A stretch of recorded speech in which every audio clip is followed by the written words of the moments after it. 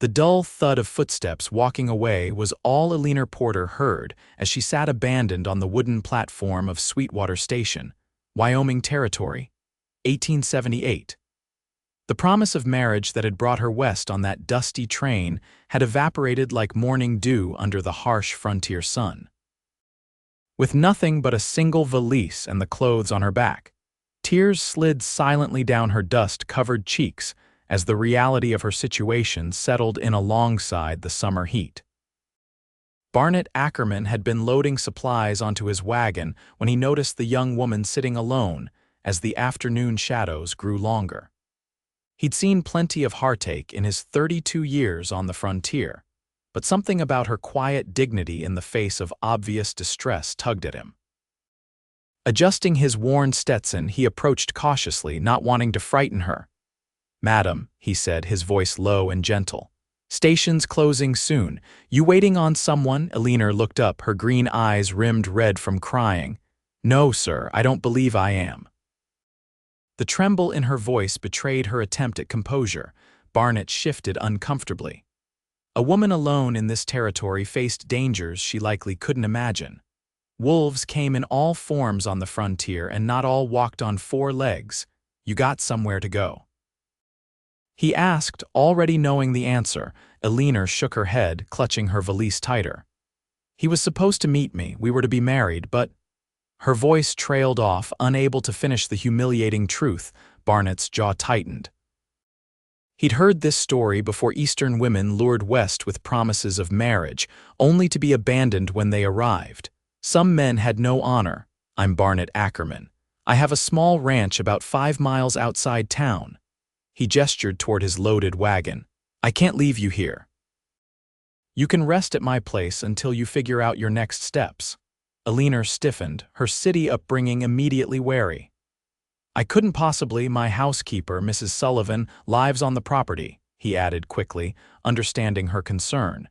"You'll have your privacy and safety, madam." Just an offer of shelter, nothing more. The station master was locking up, casting impatient glances their way. Eleanor looked around at the emptying platform, the darkening sky, and the unfamiliar frontier town. She had nowhere else to go, no money for a hotel, and night was falling fast. "Thank you, Mr. Ackerman," she finally said, rising to her feet. "I accept your kind offer." Barnett nodded, taking her valise and helping her onto the wagon bench. "Rest here," he said simply, draping a light blanket around her shoulders against the cooling evening air. As the wagon pulled away from Sweetwater Station, Eleanor felt a strange mixture of fear and relief wash over her. Behind her lay broken promises. Ahead lay uncertainty and the steady presence of a cowboy who'd offered shelter when she needed it most. The journey to Barnett's ranch passed mostly in silence. Eleanor watched the landscape transform as they left the small settlement behind, giving way to rolling grasslands that stretched toward distant mountains.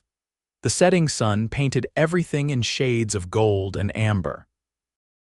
"It's beautiful," she murmured, almost to herself. Barnett glanced at her, then back to the trail. "Gets in your blood after a while, hard country but honest.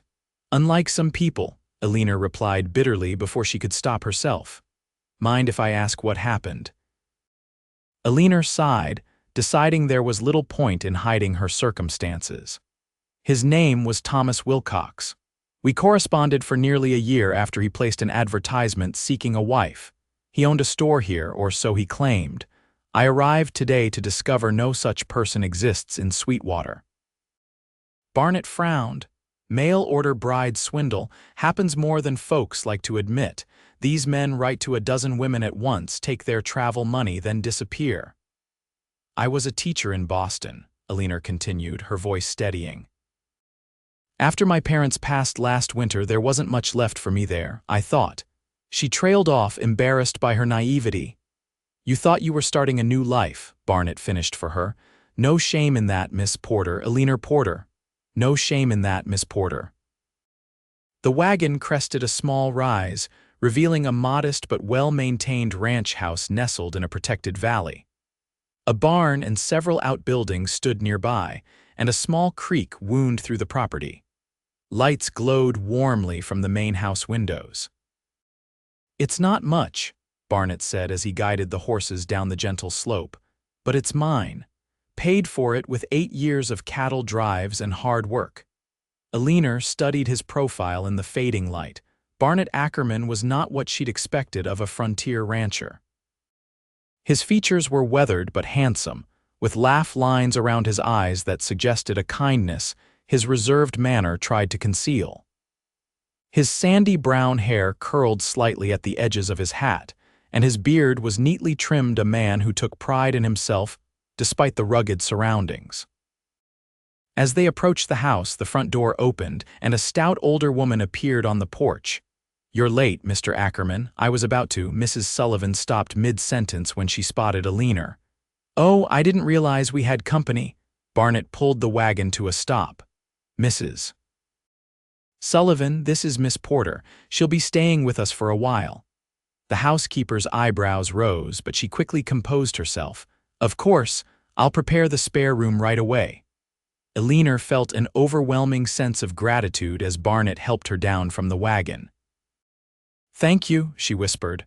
"I don't know how I'll ever repay your kindness." "No need," he replied simply. "Get some rest. Things have a way of looking clearer in the morning light." That night, in a clean, simple bedroom under a handmade quilt, Eleanor cried for the last time over Thomas Wilcox and the future that would never be. When she finally drifted to sleep, her dreams were not of the man who had abandoned her, but of rolling grasslands, distant mountains, and the quiet strength of the cowboy who had offered shelter when she needed it most. Morning arrived with golden light streaming through the curtains. For a moment, Eleanor was disoriented, the unfamiliar room confusing her still sleepy mind. Then the events of the previous day crashed back and she sat up abruptly. A simple dress not her own had been laid across the chair near her bed, along with a basin of fresh water. Eleanor washed quickly and changed, grateful for the clean clothing even if it was slightly large on her frame. She pinned her auburn hair into a simple bun, squared her shoulders, and ventured out to face whatever this new day might bring. The aroma of coffee and baking bread led her to the kitchen where Mrs. Sullivan was busy at the stove. "Good morning, dear," the older woman said warmly. "Hungry. I've got biscuits nearly done and eggs waiting to be scrambled." "That's very kind, thank you," Eleanor replied. "Is there something I can do to help?" Mrs. Sullivan looked pleased at the offer. "You can set the table if you'd like. Mr. Ackerman's been up since before dawn, but he'll be in shortly for breakfast." As Eleanor arranged plates and cutlery, she asked, "How long have you worked for Mr. Ackerman?" "Going on 5 years now. My William, God rest his soul, was a good friend of Barnett's father. When William passed and I found myself alone, Barnett offered me a position here." She slid golden biscuits from the oven. Not many would take in a widow of 50 with no ranching skills, but that's the kind of man he is. The back door opened and Barnett entered, removing his hat as he crossed the threshold. His eyes found Eleanor immediately. "Morning," he said with a nod. "Sleep all right?" "Yes, thank you," Eleanor replied, suddenly self-conscious in the borrowed dress. "Good." He hung his hat on a peg by the door and washed his hands in the basin. "Mrs. Sullivan tell you about town yet?" "I was getting to that," the housekeeper interjected, bringing plates to the table. "Sit, both of you, before everything gets cold." Once they were seated, Mrs. Sullivan explained, "Sweetwater has a hotel that's always looking for help and the schoolhouse needs a teacher. Term doesn't start for another month, but the last teacher left in a hurry after that trouble with the Mercer boy." Eleanor's interest was piqued. "I was a teacher in Boston." "Were you now?" Mrs. Sullivan smiled. "Providence at work, I'd say," Barnett nodded thoughtfully. "Town council meets tomorrow night. I could take you in, introduce you to Mayor Holloway." "That's very kind," but Eleanor hesitated. "I'm afraid I can't impose on your hospitality much longer. I should find lodgings in town." "Nonsense," Mrs. Sullivan declared before Barnett could speak. "The hotel's no place for a respectable young woman alone. You'll stay here until you're settled properly." "Mrs. Sullivan's right," Barnett agreed, "and it's no imposition. Place this size, we've room to spare." Eleanor looked between them, overwhelmed by their generosity. "I don't know what to say." "Say you'll have more coffee," Mrs. Sullivan replied pragmatically, refilling Eleanor's cup. "And that you'll join me in the garden later. Those beans won't pick themselves." After breakfast, Barnett returned to his work and Eleanor followed Mrs. Sullivan to a thriving vegetable garden behind the house. As they harvested beans and pulled weeds, the older woman shared stories of the area and its inhabitants. "Sweetwater's growing," she explained. "When I first arrived 10 years ago with William, it was hardly more than a trading post. Now we've got a proper church, school, and even a small opera house, though calling it that is being generous." Eleanor listened attentively, trying to picture herself in this community. "What about Mr. Ackerman? Has he lived here long?" Mrs. Sullivan's eyes twinkled knowingly. "Barnett was born right here on this land. His father, Jacob, was one of the first settlers in these parts, built this house with his own hands for Barnett's mother, Elizabeth, and his parents," a shadow crossed the housekeeper's face. "Both gone now. Elizabeth first pneumonia 12 years back. Jacob lasted another 5 years before his heart gave out. Barnett was 25 when he took over the ranch." Eleanor glanced toward the distant pasture where she could just make out Barnett's figure on horseback among the cattle. "No wife, family of his own," Mrs. Sullivan hesitated. "There was a young lady once, Catherine Lawson. They were engaged 3 years ago." Something in the woman's tone made Eleanor ask, "What happened?" "Decided she wasn't cut out for ranch life after all, left for Denver with a traveling salesman." Mrs. Sullivan's lips pressed into a thin line. "Nearly broke him, though he'd never admit it, hasn't courted anyone since." Eleanor felt a strange pang at this revelation. "That's terrible. Life out here tests people, shows what they're really made of." Mrs. Sullivan studied Eleanor carefully. "Some break under the pressure. Others find strength they never knew they had." The conversation stayed with Eleanor throughout the day as she helped with household chores. By evening, she was exhausted but felt more centered than she had since arriving in Wyoming. Physical work had always cleared her mind, and today was no exception. After supper, Barnett invited her to join him on the porch. The evening was mild, with a gentle breeze carrying the scent of sage and distant rain. They sat in companionable silence for several minutes, watching as stars appeared one by one in the darkening sky. "Mrs. Sullivan says you're a teacher," Barnett finally said. Eleanor nodded. 8 years at a girls' school in Boston. "What did you teach?" "Literature, primarily." "Some history and basic sciences." She smiled, remembering her classroom. "I loved introducing the girls to worlds beyond their experience through books." Barnett considered this. "Not many educated women choose to come west." "I'm beginning to understand why," Eleanor replied with a touch of irony. To her surprise, Barnett laughed, a rich, warm sound that transformed his usually serious features. "Fair point, but we do have books here, even if they're fewer in number. Children who need teaching, same as anywhere." "Is that your way of suggesting I should apply for the teaching position?" "Just pointing out possibilities." He leaned back in his chair.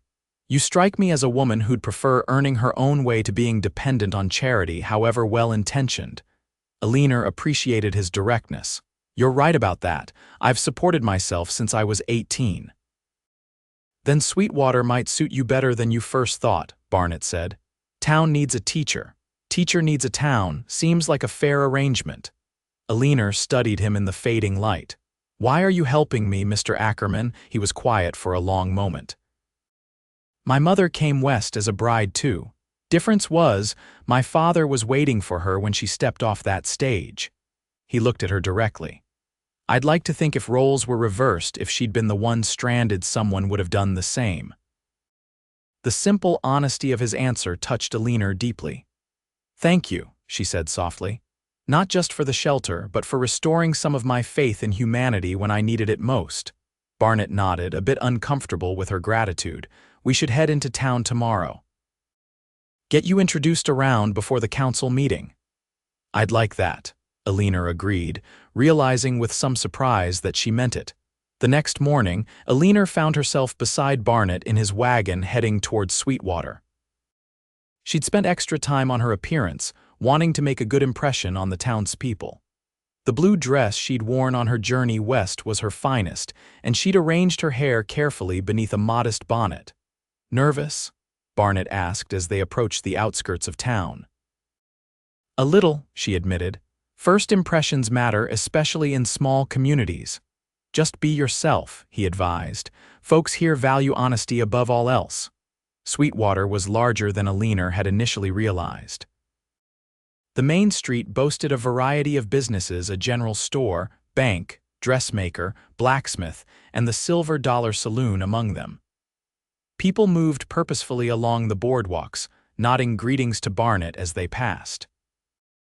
Their first stop was the mayor's office, a small room attached to the town's only law office.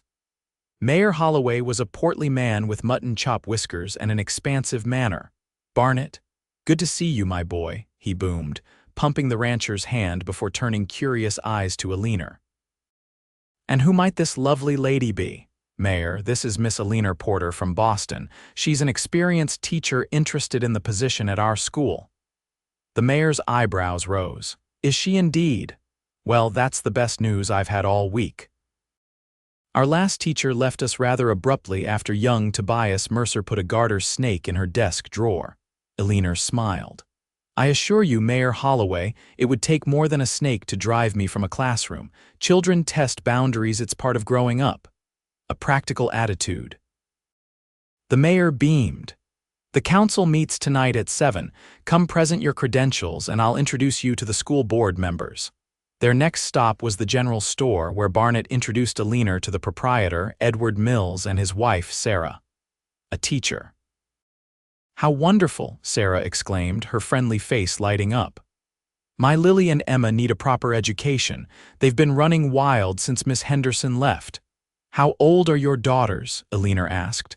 "Lily's 8 and Emma's 6, Sarah replied. "Smartest girls you'll ever meet, though I suppose every mother says that." "I look forward to having them in my class," Eleanor said, already assuming the role of teacher. "That is, if the council approves my appointment." "They'd be fools not to," Edward chimed in. "Educated Eastern ladies don't exactly grow on trees out here." As they continued their tour of the town, Eleanor was introduced to so many people that she worried about remembering all their names. Dr. Wilson and his young wife, Reverend Peters and his very pregnant spouse, Mrs.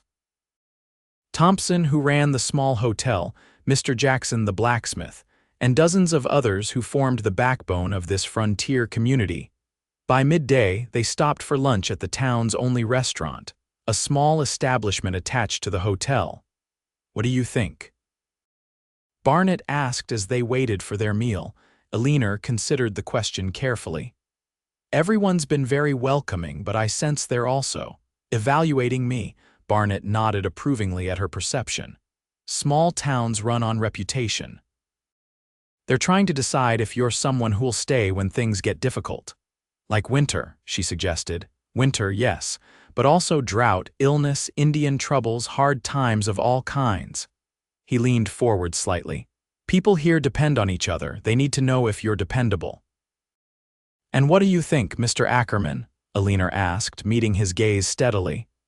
"Am I dependable?" Something shifted in his expression, a warmth, an appreciation. "I think you've got more grit than most would give you credit for at first glance, Miss Porter." Their food arrived, then thick beef stew with fresh bread, but Eleanor found herself more nourished by Barnett's assessment than by the hearty meal. After lunch, they visited the schoolhouse, a modest one-room building at the edge of town. Mayor Holloway had given them the key, and Eleanor was eager to see her potential workplace. The interior was simple but serviceable. Rows of desks facing a larger teacher's desk on a small platform, a blackboard covering most of one wall, and bookshelves that were disappointingly sparse. Windows ran along both side walls, providing good light and ventilation. Eleanor walked slowly through the room, running her fingers along the desks, imagining them filled with children. "It needs some attention," she murmured, noting the dusty corners and neglected appearance. "Town will provide supplies if you make a list," Barnett said, watching her move about the space with professional assessment. Eleanor nodded, already making mental notes. Books, certainly. Maps, perhaps some botanical specimens for science lessons. She turned to him, eyes bright with possibilities. Do you think the council would approve an excursion fund? Taking children to observe nature firsthand is invaluable. Barnett couldn't help smiling at her enthusiasm. You might want to secure the position first before revolutionizing their curriculum. Eleanor laughed, a light, musical sound that seemed to brighten the dusty schoolroom. You're right, of course, one step at a time. As she continued exploring, Barnett leaned against the doorframe, watching her. There was a competence to her movements, a purpose that spoke of someone who knew their calling. For a moment, he allowed himself to imagine her here, permanently becoming part of Sweetwater, part of the community, part of his life. The thought caught him off guard, and he straightened abruptly. We should head back to the ranch so you can prepare for the council meeting, he said, his tone more brusque than intended. Eleanor looked up, surprised by the sudden shift in his manner. Of course. The ride back was quieter than their morning journey. Eleanor sensed that something had changed, though she couldn't identify what had caused Barnett's withdrawal. She focused instead on preparing what she would say to the town council, mentally reviewing her qualifications and educational philosophy. At the ranch, Mrs. Sullivan helped Eleanor freshen up and offered encouragement for the evening ahead. You'll do splendidly, she assured her. Just be yourself. By the time they returned to town for the 7 o'clock meeting, Eleanor had regained her confidence. The council chambers, actually the back room of the church, were already filled with curious townspeople when they arrived. Mayor Holloway called the meeting to order and introduced Eleanor to the 5 council members and 3 school board representatives. She stood before them, calm and composed, as she outlined her education, teaching experience, and her vision for the Sweetwater School. Education isn't just about facts and figures, she explained. It's about preparing children for life, teaching them to think critically, to appreciate beauty, to understand their world and their place in it. The questions came then. How would she handle discipline? What subjects would she teach? Could she manage children of different ages and abilities in one classroom?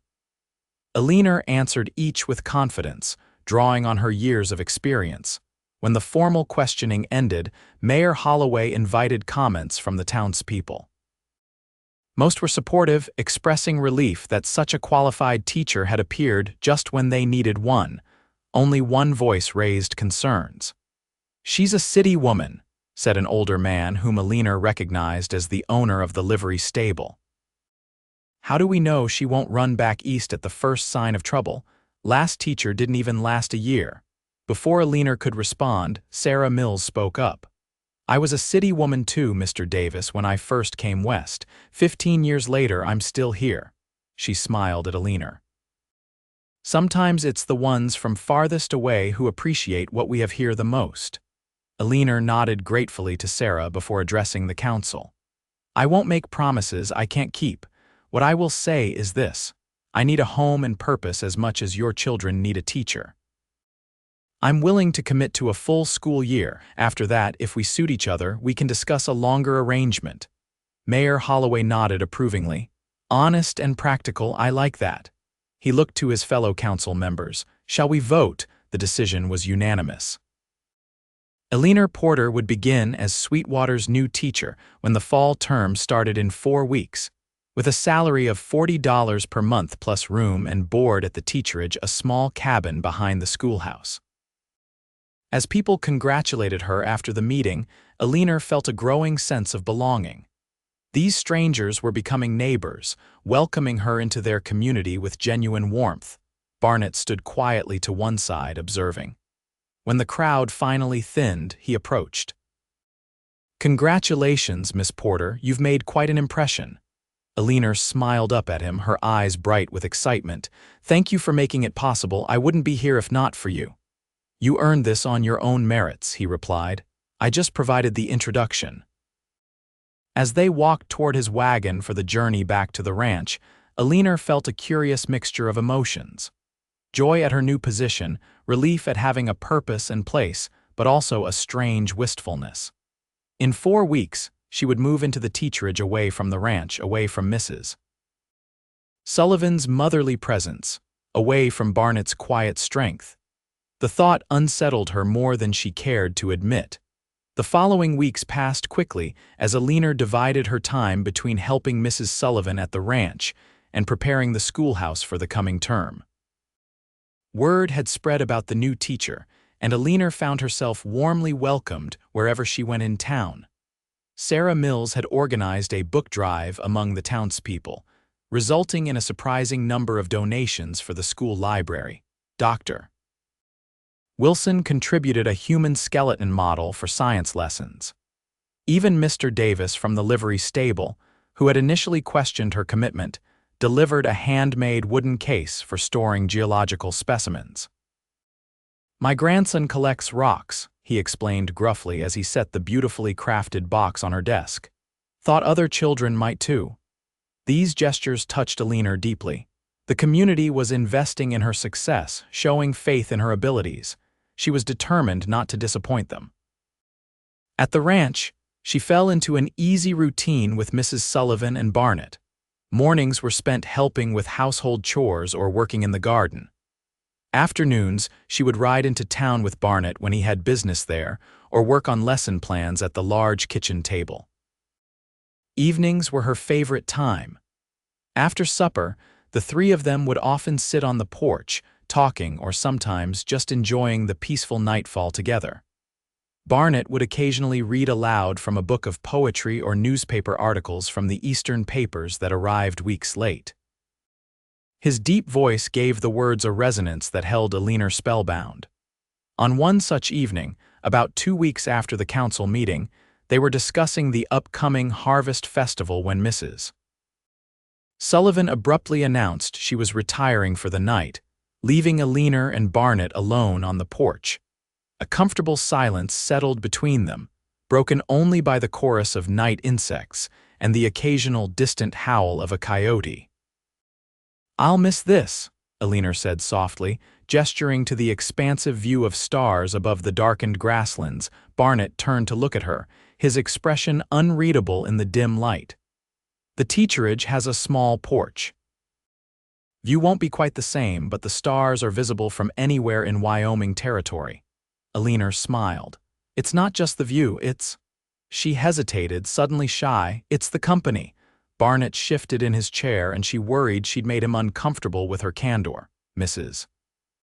Sullivan has certainly taken a shine to you," he said finally. "And I to her," Eleanor replied. "But I meant you as well, Mr. Ackerman." He was quiet for so long that Eleanor began to regret her words. When he finally spoke, his voice was low and measured. "I've enjoyed your company too, Miss Porter, more than I expected to." The admission hung between them, simple yet profound. Eleanor's heart quickened as she realized they were approaching territory neither had intended to explore. "Perhaps," she ventured carefully, "you might visit the school sometimes. The children would benefit from learning about ranching and livestock." "I'd like that," he replied. After a moment he added, "And perhaps you might still join us for Sunday dinners. Mrs. Sullivan would appreciate the company." "Just Mrs. Sullivan?"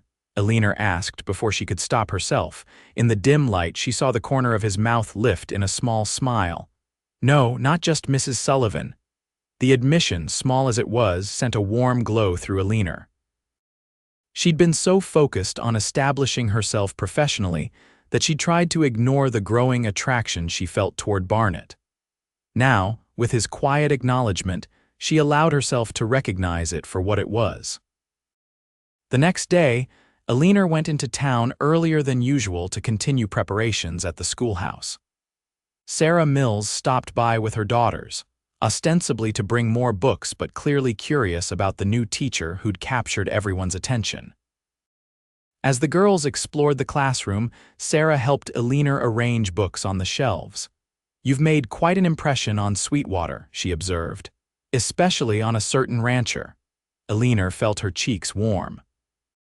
"Mr. Ackerman has been very kind, offering shelter when I had nowhere else to go."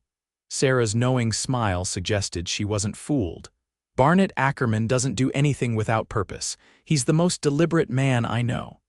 She placed another book on the shelf. And in the 10 years I've known him, I've never seen him bring a woman to town or introduce her around like he did with you. I'm sure he would have done the same for anyone in my situation, Eleanor protested, though her pulse quickened. Perhaps, Sarah conceded. But he wouldn't look at just anyone the way he looks at you when he thinks no one's watching. Before Eleanor could respond, little Emma Mills called out from across the room, "Miss Porter, will you teach us about dinosaur bones? Pa says they found some in the territories."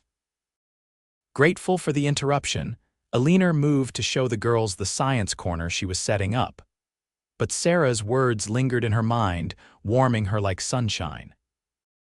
That evening when she returned to the ranch, she found Barnett in the barn grooming his horse, a handsome chestnut gelding named Rusty. She paused in the doorway, watching the methodical way he worked, speaking softly to the animal as he brushed. He sensed her presence and looked up. "How was town?" "Productive," she replied, entering the barn. "The school is nearly ready." Sarah Mills brought her girls by. They're very excited about the term starting. Barnett nodded, returning to his grooming. "They're good children, bright." Eleanor moved closer, running a hand along Rusty's neck. The horse nickered softly. "He likes you," Barnett commented. "The feeling is mutual." Eleanor smiled, stroking the horse's velvety nose. "I've always loved horses, though I rarely had a chance to ride in Boston." "You should learn," Barnett said. "A horse can be a teacher's best friend out here, especially if you want to take the children on those nature excursions you mentioned." Eleanor brightened at the suggestion. "Would you teach me?" Barnett's hands stilled on the brush. "If you'd like, I would," she said softly. "Very much." Their eyes met over Rusty's back, and something unspoken passed between them, a recognition that they were finding reasons to extend their time together beyond her stay at the ranch. The riding lessons began the next morning. Barnett selected a gentle mare named Daisy for Eleanor to learn on, explaining that the horse's temperament was perfect for a beginner. "She'll forgive your mistakes," he said as he adjusted the stirrups to fit Eleanor's height.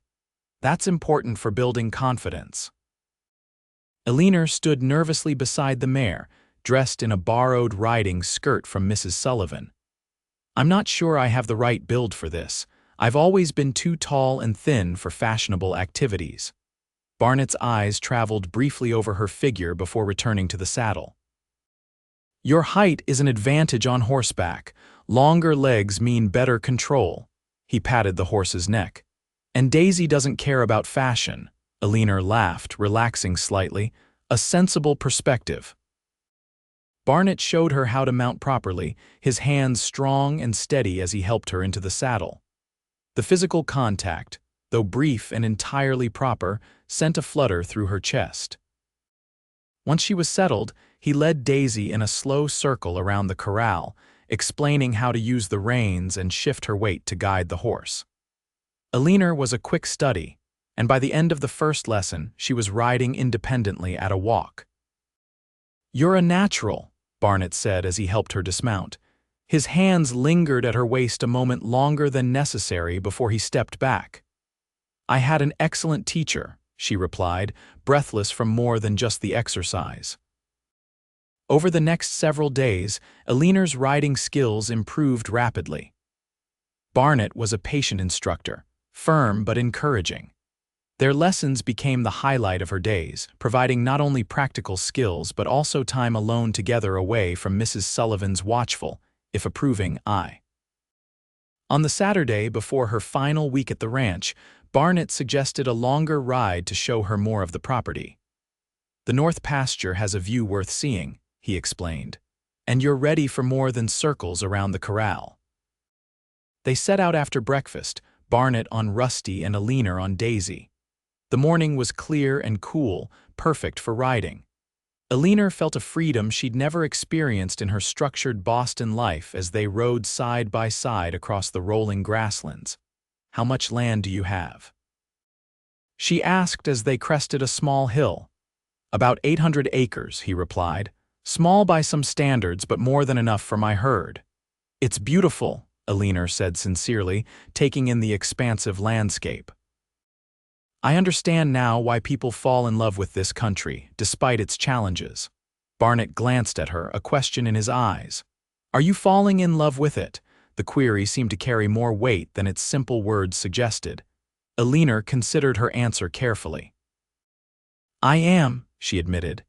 It's so different from everything I've known, yet somehow it already feels more like home than Boston ever did.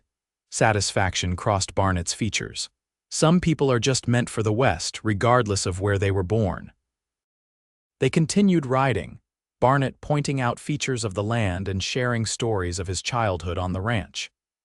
Eleanor found herself enchanted by this glimpse into his past, the boy who'd explored these same hills, fished in the creek they were now approaching, dreamed beneath the same vast sky. At the creek, they dismounted to let the horses drink. Barnett spread a blanket on the grass and they sat together, sharing the lunch Mrs. Sullivan had packed for them. Tell me about your parents, Eleanor said as they ate. Mrs. Sullivan mentioned them briefly, but I'd like to hear more.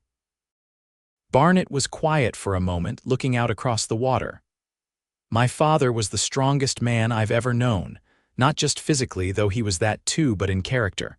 He believed a man's word was his bond, never went back on a promise, no matter how difficult it was to keep. And your mother? A soft smile touched his lips. She was gentle but tough as rawhide when she needed to be, educated like you, taught me to read using Shakespeare and the Bible. He picked up a stone and skipped it across the creek. She loved beauty, always had flowers growing, even during the hardest years. Said a person needs more than just survival, they need something that feeds the soul. She sounds wonderful, Eleanor said softly. She was. He turned to look at her directly. You remind me of her sometimes. The way you see possibilities where others might only see obstacles. Eleanor felt deeply touched by the comparison. Thank you, I wish I could have known her. She would have liked you, Barnett said simply. Their eyes held, and Eleanor felt the shift between them, the acknowledgement of feelings that had been growing since that first evening on the station platform. Barnett leaned forward slightly, then hesitated. Eleanor, the distant rumble of thunder interrupted whatever he had been about to say. They both looked up to see dark clouds gathering on the horizon. Storm's coming, he said, standing quickly. We should head back. The ride home was faster than their outward journey as they raced the approaching storm. They reached the barn just as the first heavy drops began to fall, quickly unsaddling the horses and turning them into their stalls before making a dash for the house. They didn't quite make it. The skies opened in a torrential downpour when they were halfway to the porch, soaking them both in seconds. Inside the kitchen, Mrs. Sullivan clucked in dismay at their drenched state. Into dry clothes, both of you, before you catch your deaths, she ordered, already stoking the fire for warmth. Eleanor hurried to her room, shivering as she changed into a dry dress. By the time she returned to the kitchen, Barnett was already there in fresh clothing, his hair still damp and curling at the edges. Mrs. Sullivan pressed hot coffee into their hands. Honestly, cutting it so close with a storm coming, you're lucky it wasn't worse. We're fine, Mrs. Sullivan, Barnett assured her, though his eyes were on Eleanor. No harm done. But as the evening progressed, Eleanor developed a slight cough that worried the housekeeper. Prairie storms can bring on illness quicker than you'd think, Mrs. Sullivan fretted, preparing a mustard plaster. We'll not take chances. Despite Eleanor's protests that she was fine, she was bundled into bed early with strict instructions to rest. Mrs.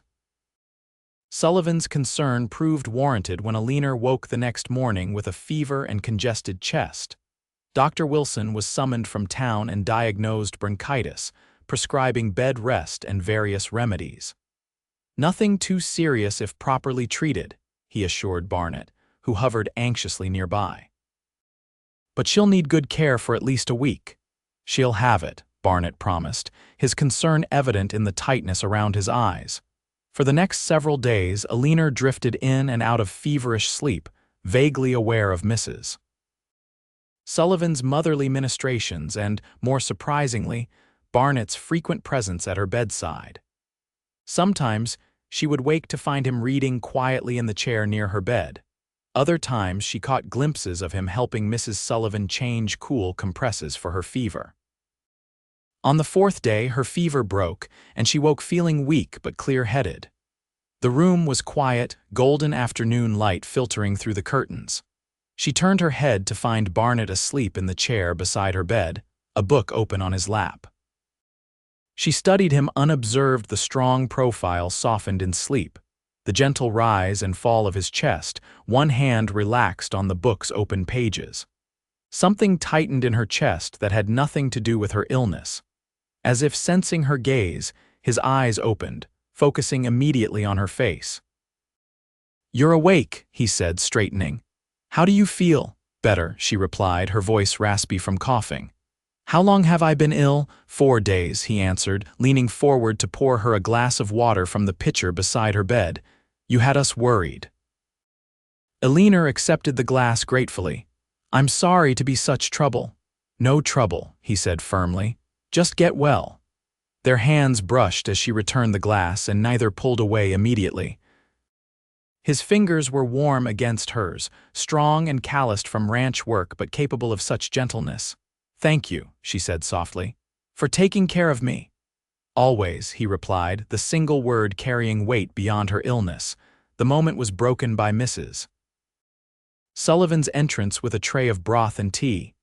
"She's awake, thank the Lord," the housekeeper exclaimed, "and the fever's gone, I can tell by the brightness in her eyes." Barnett stood, making room for Mrs. Sullivan to fuss over Eleanor. "I'll let you rest," he said, "but I'll check on you later." As he left, Mrs. Sullivan settled the tray across Eleanor's lap with a knowing smile. "That man has hardly left your side these 4 days, slept in that chair more nights than not." Eleanor stared at the doorway where Barnett had disappeared. "He didn't have to do that." "No, Mrs. Sullivan agreed. "He didn't have to. That's what makes it meaningful, my dear." Eleanor's recovery progressed steadily over the next few days, though she remained weaker than she liked. The timing couldn't have been worse. School was set to begin in just over a week, and she still had final preparations to make. "You're not ready to move into the teacherage," Mrs. Sullivan declared when Eleanor mentioned it on her first day out of bed. "That drafty little cabin would set your recovery back weeks." "But I need to finish preparing the school," Eleanor protested. "And you will," Barnett said from the doorway, "but you'll stay here until you're fully recovered. Sarah Mills and the other mothers have offered to help get the school ready. I'll take you into town for a few hours each day if Dr. Wilson approves, but you'll come back here to rest." His tone brooked no argument, and Eleanor found she didn't want to protest. The thought of leaving the ranch, of leaving the warmth of this household, had become increasingly difficult to contemplate. Dr. Wilson did approve short excursions to town, provided Eleanor didn't overexert herself. True to his word, Barnett took her to the schoolhouse each morning, returning to collect her by early afternoon. The arrangement allowed Eleanor to direct the final preparations while the women of Sweetwater handled the physical work. "You're quite fortunate, you know," Sarah commented as they arranged desks one morning. "Not many men would show such care." Eleanor focused on straightening a row of primers. "Mr. Ackerman has been exceedingly kind to a stranger." "Is that what you still are to him, a stranger?" Sarah's direct question caught Eleanor off guard.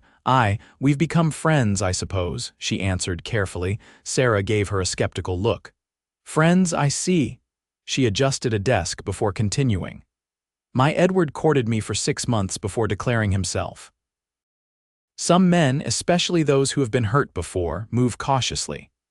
Eleanor thought of Catherine Lawson, the woman who had abandoned Barnett for a traveling salesman.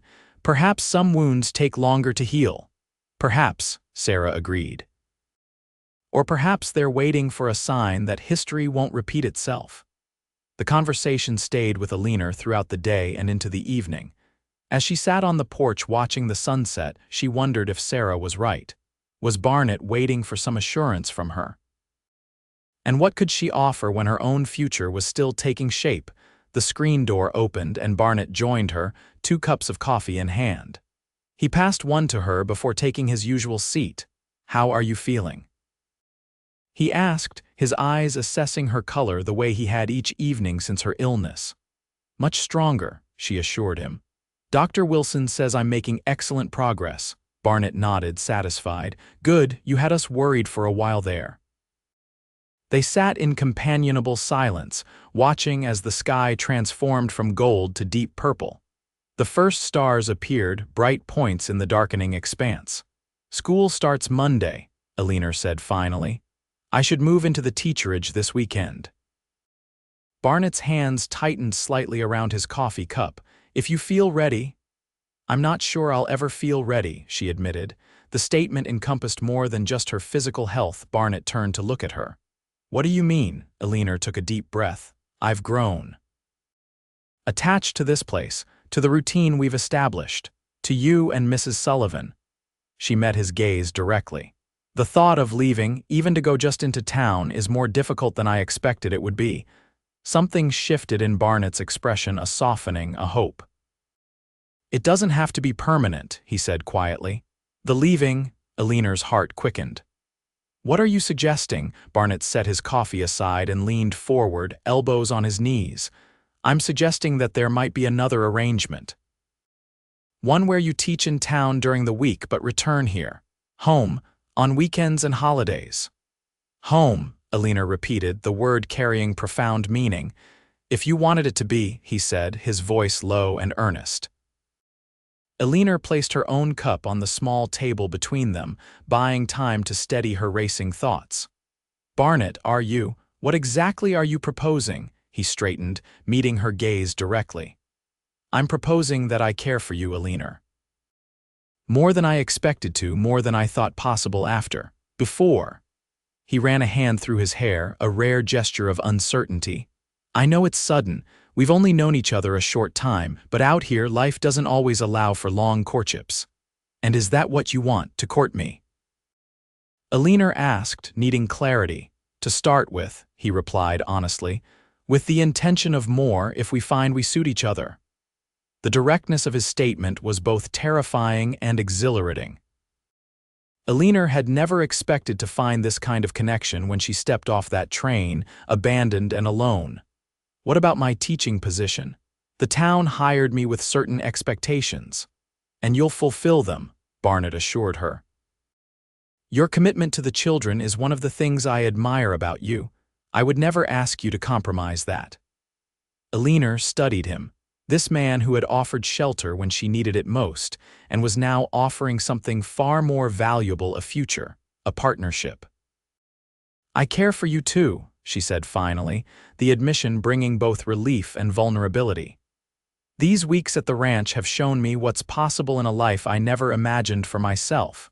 Hope brightened his features. "Is that a yes to my courtship?" "It's a yes to exploring what might be between us," she replied carefully. "With the understanding that we both have responsibilities, you to your ranch, me to the school." Barnett smiled, the expression transforming his usually serious face. "I can work with that." He reached across the space between them, his hand open in invitation. Eleanor placed her hand in his, feeling the strength and warmth of his fingers as they closed around hers. "Mrs. Sullivan will be pleased," she said with a small laugh. "I think she's been hoping for this outcome since the day I arrived." "Mrs. Sullivan is a wise woman," Barnett agreed, his thumb tracing small circles on the back of her hand. "Though not as wise as the woman who agreed to let a Wyoming rancher court her." Eleanor felt a blush warm her cheeks. "I believe the wisdom was in the asking, Mr. Ackerman." They sat together as darkness fully claimed the sky, hands joined, possibilities spreading before them like the star-filled expanse above. The journey that had begun with abandonment on the station steps had led Eleanor to something she'd never truly expected to find, not just shelter, but a heart's home. School began the following Monday with 23 students ranging in age from 6 to 16. Eleanor, though still residing at the ranch, spent her days fully immersed in teaching. The work was challenging but rewarding. each child bringing unique abilities and needs to her classroom. True to their agreement, Barnett began courting Eleanor properly. He would bring her to school each morning in his wagon, often with flowers he'd picked from the wild meadows near the ranch. On Wednesday evenings, he would escort her to church socials or community gatherings, their growing attachment becoming a subject of approving gossip among the townspeople. "You two make a handsome couple," Mrs. Thompson commented one evening at a town dance. "And Lord knows Barnett Ackerman has been alone too long." Eleanor was learning to navigate these well-meaning observations with grace. "Mr. Ackerman has been very kind," she would say, deflecting further comments while not denying the connection growing between them. Their courtship progressed slowly but steadily through September and into October. Weekend rides across the ranch property became a cherished ritual, giving them time alone to share thoughts and dreams. Barnett spoke of his plans to expand his herd, to build the ranch into something even more substantial. Eleanor shared her ideas for developing the school, her hopes for bringing a more comprehensive education to the children of Sweetwater. On a particularly beautiful Saturday in mid-October, they rode to a high ridge overlooking the valley where the ranch house nestled. The trees were changing color, painting the landscape in golds and russets. They dismounted to enjoy the view, spreading a blanket on a flat rock for their picnic lunch. "I've been thinking," Barnett said as they sat side by side, shoulders almost touching. "A dangerous pastime," Eleanor teased, growing more comfortable with the playful side of their relationship. He smiled but continued seriously. "The school term ends in May. Have you given any thought to what you'll do during the summer months?" Eleanor hesitated. She had been avoiding this particular question, uncertain of what her longer-term plans should be. "The town council has indicated they'd like me to return for the next term. I've told them I would consider it." "Only consider it?" Barnett asked, watching her closely. "I wanted to see how the first term went," she explained, "and there are other considerations now. Such as," Eleanor met his gaze directly, "you, us, whatever might be developing between us." Barnett nodded slowly. "That's fair." He took her hand in his, a gesture that had become familiar and cherished. "I'd like to suggest an alternative for the summer months at least." "I'm listening," she said, curious. "Stay at the ranch," he proposed. "Not as a guest, but as—" "As what?" Eleanor prompted when he hesitated. Barnett took a deep breath. "As my wife." The words hung in the crisp autumn air. Eleanor's heart seemed to stop, then race forward. "Barnett, are you proposing?" she asked, needing absolute clarity. "I am," he confirmed, turning to face her fully. "I know it hasn't been long, Eleanor, but I've never been more certain of anything in my life. I love you. I want to build a life with you." Tears sprang to Eleanor's eyes, unexpected but genuine. "I love you too," she whispered. It happened so gradually and yet so completely that I hardly noticed until it was already an essential part of me. Joy transformed Barnett's features. He reached into his pocket and withdrew a small velvet pouch. "I've been carrying this for 2 weeks, waiting for the right moment." From the pouch, he drew a ring, a delicate gold band set with a single pearl surrounded by tiny diamonds. "It was my mother's," he explained. "My father gave it to her when he asked her to come west and be his wife." Eleanor gasped softly at the significance. "Barnett, it's beautiful but such an heirloom. Are you certain?" "More certain than I've ever been," he assured her, holding the ring between them. "Eleanor Porter, will you marry me? Will you make your temporary home at the ranch permanent, share my life, my dreams, my future?" Eleanor looked from the ring to the man holding it, this honorable, steadfast man who had offered shelter when she needed it most, and was now offering his heart, his name, his life. "Yes," she said, her voice strong and clear despite the tears shimmering in her eyes. "Yes, I will marry you, Barnett Ackerman." His smile was radiant as he slid the ring onto her finger. It fit perfectly, as if destined to be there. He cupped her face gently in his hands and leaned forward, his kiss tender but certain a promise of the life they would build together. When they finally drew apart, Eleanor laughed softly, joy bubbling up irrepressibly. Mrs. Sullivan will be unbearably pleased with herself, Barnett chuckled. She has been dropping increasingly unsubtle hints about how nice it would be to plan a wedding. When? Eleanor asked, suddenly aware of practical considerations. Should we wait until the school term ends? Barnett considered this. That would be the sensible approach, but his eyes held a mixture of hope and restraint. I confess the thought of waiting 6 more months seems unnecessarily long. Eleanor's heart warmed at his eagerness. What would you suggest? Christmas, he proposed. The children will have a 2-week holiday. We could marry then, perhaps take a short trip to Denver for a honeymoon and return before school resumes. Eleanor calculated quickly. That's only 2 months away. Too soon? He asked, uncertainty creeping into his voice. She smiled, squeezing his hand. Not too soon. Perfect. They rode back to the ranch hand in hand, their horses walking close together. The late afternoon sun gilded the landscape, casting long shadows across the grassland. Eleanor felt a profound sense of rightness, of having found her place in the world against all odds. Mrs. Sullivan's reaction to their news was everything they had anticipated: tears, embraces, immediate talk of wedding preparations. I knew from the moment he brought you home, she declared, hugging Eleanor tightly. Some things are simply meant to be. The news spread quickly through Sweetwater. The following day at church, Eleanor found herself the center of attention as women congratulated her and offered assistance with wedding plans. Mayor Holloway shook Barnett's hand vigorously, declaring it the best news since the railroad came through.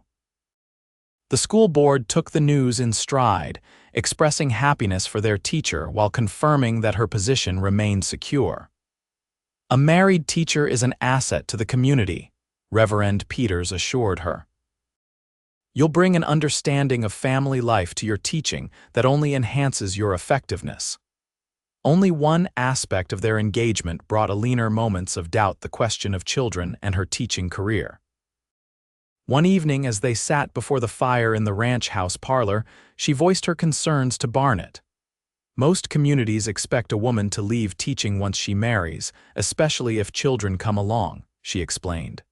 I love teaching, Barnett. I don't want to give it up entirely. He considered her words thoughtfully. What would your ideal arrangement be if you could design your own future? The question surprised her. Few men would ask a woman to articulate her professional ambitions. I would want to continue teaching, at least until we have children, she began. And even then, perhaps a modified schedule or private tutoring could be arranged. Barnett nodded. I see no reason why that couldn't work. The ranch is close enough to town that your commute isn't difficult. When children come, and I hope they will find a solution that allows you to maintain some connection to your profession. You wouldn't mind? Eleanor asked, amazed at his progressive attitude. Having a wife who teaches? I would be proud, he corrected her. To have a wife who contributes to our community, who uses her gifts to shape young minds. He took her hand, running his thumb over the pearl ring. My mother taught me and the ranch children informally. She always said education was the best gift one generation could give another. Eleanor leaned forward to kiss him softly. You are an exceptional man, Barnett Ackerman. I am a fortunate man, he countered, who nearly rode past a sad young woman at the station because I was too focused on getting home before dark. I'm glad you stopped, Eleanor whispered. So am I, he replied, drawing her closer. So am I. The weeks leading to Christmas passed in a flurry of activity. Eleanor divided her time between teaching, wedding preparations, and spending every possible moment with Barnett. Their courtship, though officially short, felt right to both of them, a natural progression from that first meeting on the station platform. 2 weeks before the wedding, a heavy snowstorm blanketed Sweetwater. School was canceled for 3 days, and Eleanor remained at the ranch, unable to travel into town. She used the unexpected time to work with Mrs. Sullivan on final wedding details and to explore the ranch house that would soon be her home in a new way. On the second afternoon of the storm, Barnett found her in his father's study, a room she had rarely entered before. She was examining the bookshelves that lined one wall, running her fingers along the leather-bound spines. "Finding anything interesting?" he asked from the doorway. Eleanor turned with a smile. "Your father had quite a collection. Shakespeare, Dickens, Thoreau, not what one might expect from a frontier rancher." "He believed in feeding the mind as well as the body," Barnett replied, entering the room. "Said a man stuck in his own head needed good company and books were the best kind." Eleanor selected a volume of Wordsworth's poetry. "My father loved this poet. He used to read to me from this very collection when I was a girl." Barnett watched her fondly. "This will be your study too once we're married. I want you to make it yours, rearrange, add your own books, whatever makes you comfortable." "Our study," Eleanor corrected gently. "I wouldn't want to displace your father's memory." "You wouldn't be," he assured her. "You'd be honoring it by keeping this room alive with thought and purpose. It's been too quiet since he passed." Eleanor replaced the book and crossed to where he stood. "Thank you," she said, reaching up to touch his cheek, "for sharing your home, your family's legacy. It means more than I can express." Barnett turned his face to press a kiss to her palm. "Thank you for bringing life back to these rooms. They've been waiting for you." The snow eventually melted enough for travel to resume, school reopened, and final wedding preparations accelerated. Reverend Peters would perform the ceremony at the church on Christmas Eve, followed by a celebration at the hotel's dining room, the largest venue in Sweetwater.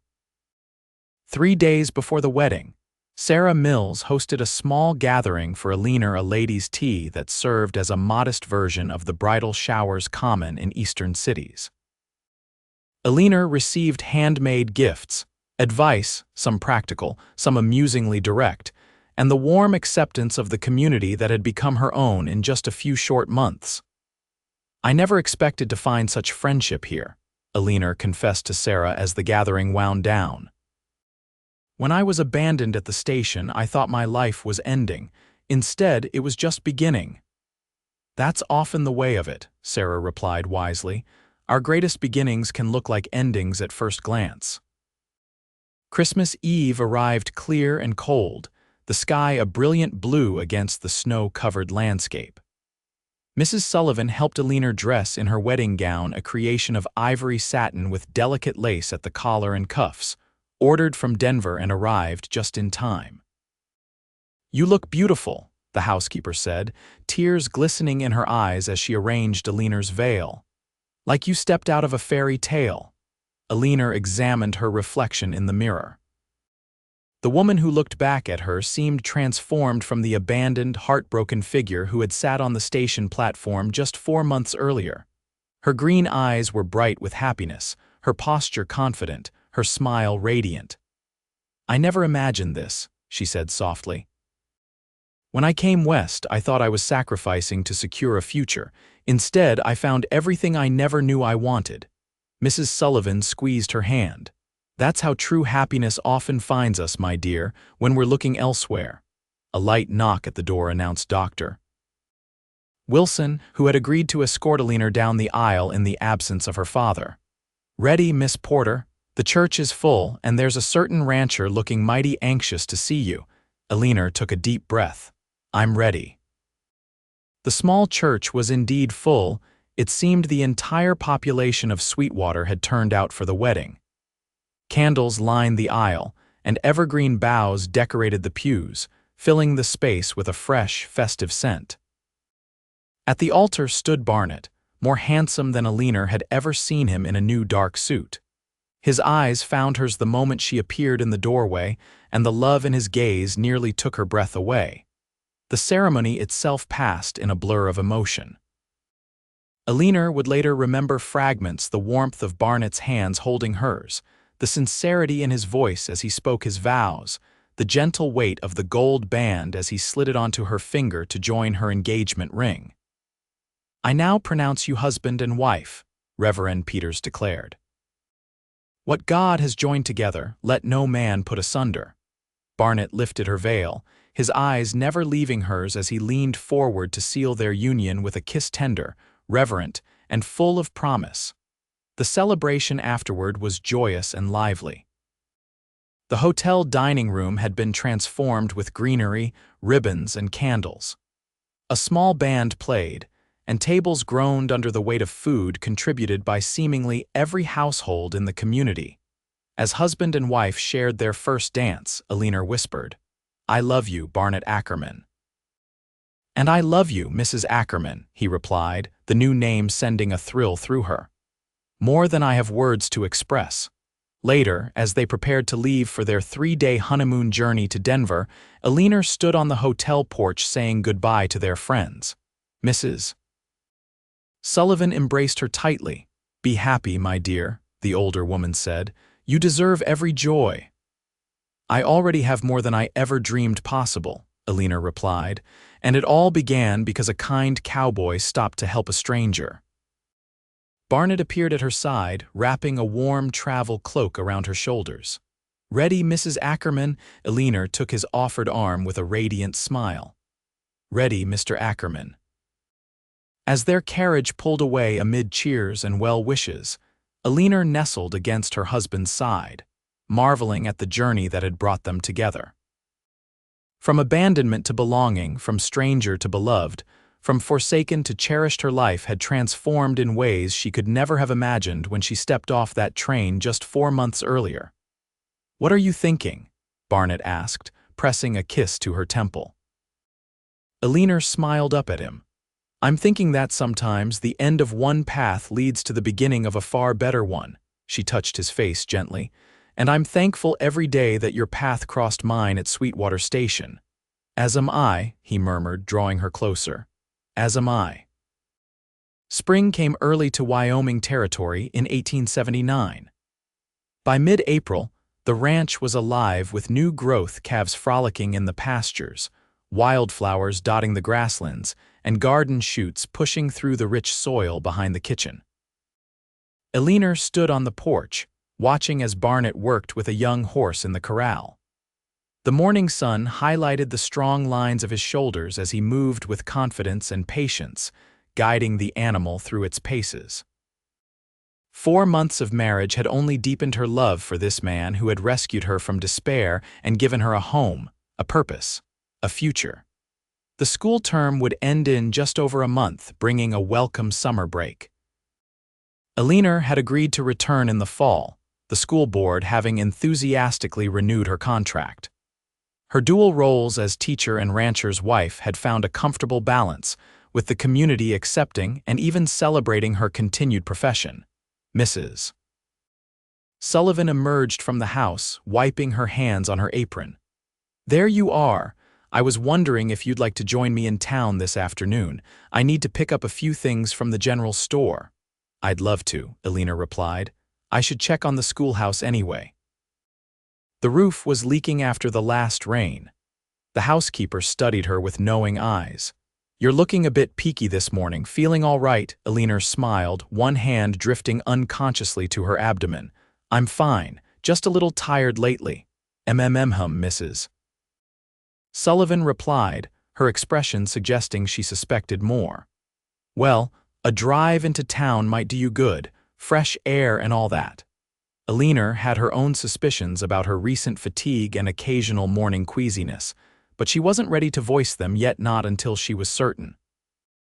The possibility filled her with equal parts excitement and trepidation. Barnett finished with the horse and approached the porch, his face lighting up at the sight of his wife. "Good morning, beautiful," he greeted her, leaning in for a quick kiss. "Sleep well, very well," she assured him. "Mrs. Sullivan and I are thinking of going into town this afternoon. Do you need anything?"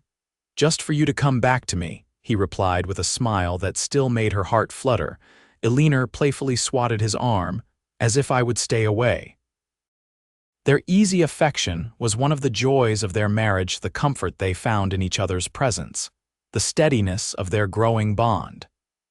Eleanor had discovered that Barnett's reserved exterior hid a deeply romantic nature. He left wildflowers on her pillow, read poetry to her in the evenings, and never missed an opportunity to tell her how much he treasured her. That afternoon, as their wagon approached Sweetwater, Eleanor noticed how much the town had grown even in the months since her arrival. New buildings were under construction at the north end of the main street, and more families had moved into the area, drawn by the fertile land and expanding opportunities. At the general store, they found Sarah Mills helping her husband with inventory. Eleanor, Mrs. Sullivan. Sarah greeted them warmly. "What perfect timing. We just received a shipment of new fabrics from back east. Come see." As Mrs. Sullivan examined the fabrics, Eleanor wandered to the book section, always hopeful for new additions to both her personal collection and the school library. She was examining a volume of natural history when a wave of dizziness washed over her, forcing her to grasp a shelf for support. "Eleanor," Sarah was immediately at her side, concern etching her features. "Are you all right?" "Just a moment of lightheadedness," Eleanor assured her, though the room was still spinning slightly. "It will pass." Sarah guided her to a chair, her expression knowing. "How long has this been happening?" Eleanor sighed, recognizing that her friend had guessed her condition. "About 3 weeks." "The mornings are the worst." Sarah's face broke into a delighted smile. "Have you told Barnett yet?" "Not until I'm certain," Eleanor replied, "though Mrs. Sullivan has been giving me significant looks for days now." "You should see Dr. Wilson," Sarah advised. "But I'd say congratulations are in order." The thought of a child, Barnett's child, growing within her filled Eleanor with a joy so profound it brought tears to her eyes. "It seems almost too perfect," she whispered. "After everything that happened, to find not only Barnett but now a family of our own." Sarah squeezed her hand. "Some women are just meant for happiness, Eleanor. You're one of them." That evening, after a visit to Dr. Wilson confirmed what she had suspected, Eleanor prepared a special dinner. Mrs. Sullivan, now officially in on the secret, helped create Barnett's favorite meal before tactfully announcing she would be visiting a friend in town overnight. "To give you privacy for your news," she whispered with a wink as she departed. Barnett returned from the pastures to find the house unusually quiet and the dining table set with their best dishes, candles flickering in the center. "What's the occasion?" he asked, washing his hands at the kitchen basin. "Does a wife need an occasion to prepare a special meal for her husband?"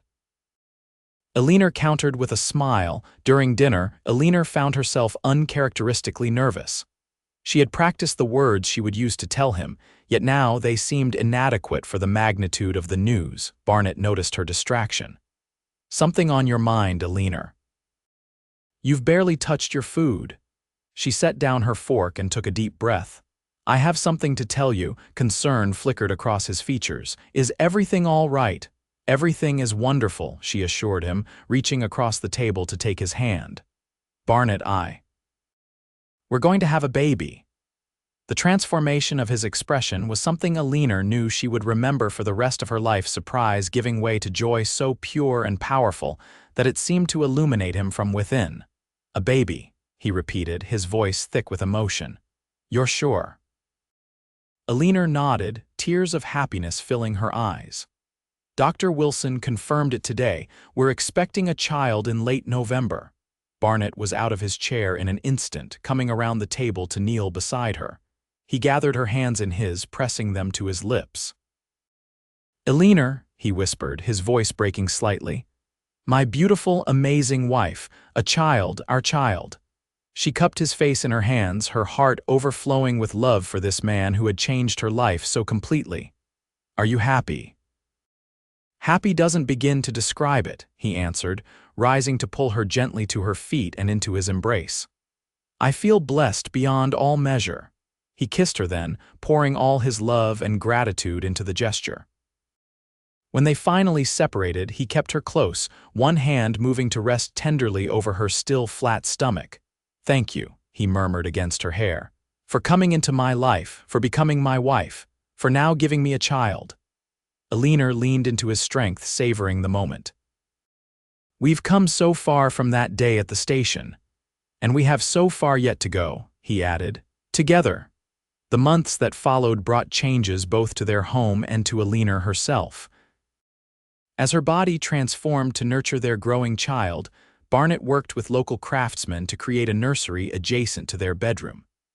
He built a cradle with his own hands, carving delicate designs into the headboard wildflowers and stars, symbols of their Wyoming home. Eleanor completed the school year, her students and their parents expressing excitement about teacher's baby and disappointment that she wouldn't return until after the new year. The school board readily agreed to her temporary replacement, a young woman from Laramie who had recently completed her own education and was eager for teaching experience. By August, Eleanor's pregnancy was obvious to anyone who saw her. She continued to ride into town regularly, though now in the wagon rather than on horseback. Barnett had become adorably protective, insisting on accompanying her whenever possible and ensuring she rested frequently. One evening, as summer waned, they sat together on the porch swing, watching the sunset paint the western sky in brilliant hues. Eleanor's head rested on Barnett's shoulder, his arm around her, his other hand gently cradling her rounded belly where their child occasionally kicked or shifted. "Have you thought about names?" she asked, breaking their comfortable silence. Barnett considered the question. "I'd like to honor family if we could, perhaps Jacob for a boy after my father."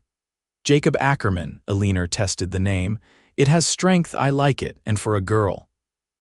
He asked, his thumb making gentle circles against her side. Eleanor smiled. "What about Elizabeth, after your mother?" she felt rather than saw his smile as he pressed a kiss to the top of her head. "Elizabeth Ackerman, beautiful. We could call her Eliza," Eleanor suggested, "or Beth." "I like Eliza," Barnett agreed. "It's both strong and gentle, like the women in my life." They sat in contented silence, both imagining the child who would join their family in just a few short months. The baby shifted again, a strong movement that made Eleanor laugh softly. "Active tonight," Barnett observed. "Always," she replied with a smile.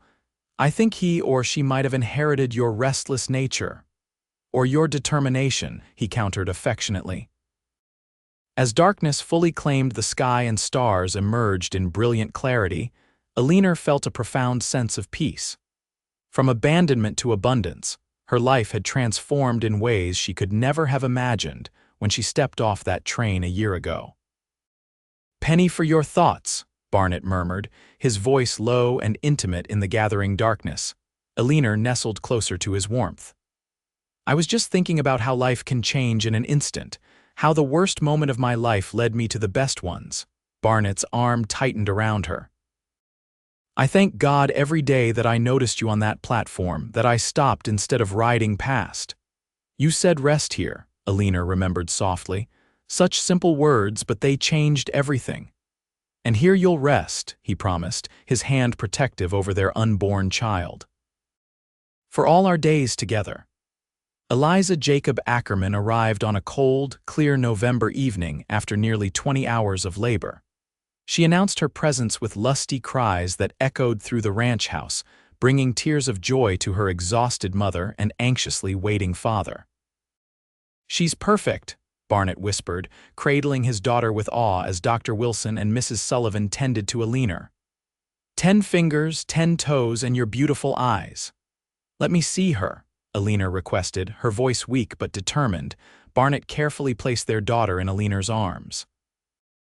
The infant quieted immediately, as if recognizing the source of the heartbeat that had accompanied her throughout her development. "Hello, Eliza," Eleanor murmured, tracing a gentle finger along the baby's soft cheek. "We've been waiting for you." Mrs. Sullivan wiped tears from her own eyes as she observed the new family. "She's the image of you both," she declared. "Your mother's chin, Barnett, and Eleanor's eyes. A perfect blend." The days that followed were a blur of joy, exhaustion, and adjustment. Eliza proved to be a good-natured baby, nursing well and sleeping in 3-hour stretches that allowed her parents at least some rest. Barnett was an enthusiastic father, changing diapers without complaint and walking the floor with his daughter during fussy periods so Eleanor could sleep. By Christmas, they had settled into a new routine. Their holiday was quiet but meaningful, the three of them celebrating their first Christmas as a family with Mrs. Sullivan, who had become like a grandmother to little Eliza. "I have something for you," Barnett told Eleanor on Christmas morning after they had exchanged their planned gifts.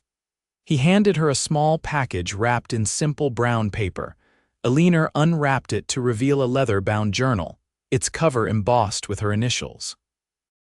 Inside, on the first page, Barnett had written in his strong, clear hand, "For Eleanor, my beloved wife, to record our journey together. From that first day at Sweetwater Station to all the days that follow, with endless love, Barnett." Tears filled Eleanor's eyes as she traced the words with her fingertip. "It's perfect," she whispered. "Thank you." That night, with Eliza sleeping peacefully in her cradle and Barnett reading by the fire, Eleanor opened the journal and began to write. December 25, 1879, 1 year ago today, I became Mrs. Barnett Ackerman. 1 month ago, we welcomed our daughter, Eliza Jacob, into the world. As I sit in our home, watching my husband by the fire and our child sleeping nearby, I am overwhelmed by gratitude for the journey that brought us here. It began with abandonment, a broken promise, and a train station platform where I sat alone, forsaken and afraid. In that moment of deepest despair came Barnett, offering shelter and saying simply, "Rest here." I could not have known then that those words would lead to this, to love, to family, to a happiness so complete, it sometimes takes my breath away. In a few months, I will return to teaching, balancing my professional calling with my roles as wife and mother. Barnett supports this wholeheartedly, having arranged for Mrs. Sullivan to care for Eliza during school hours. My students await my return, and I look forward to sharing my expanded understanding of life and love with them. Our journey continues to unfold, each day bringing new discoveries. Eliza changes daily, showing glimpses of the person she will become. Barnett and I grow ever closer, our bond strengthened by shared purpose and deep respect. This is the life I never knew to wish for, yet it fits me more perfectly than any I could have designed. From forsaken to cherished, from alone to beloved, this is my story, our story, still being written with each passing day. And it all began because a cowboy stopped, offered his home, and said, "Rest here."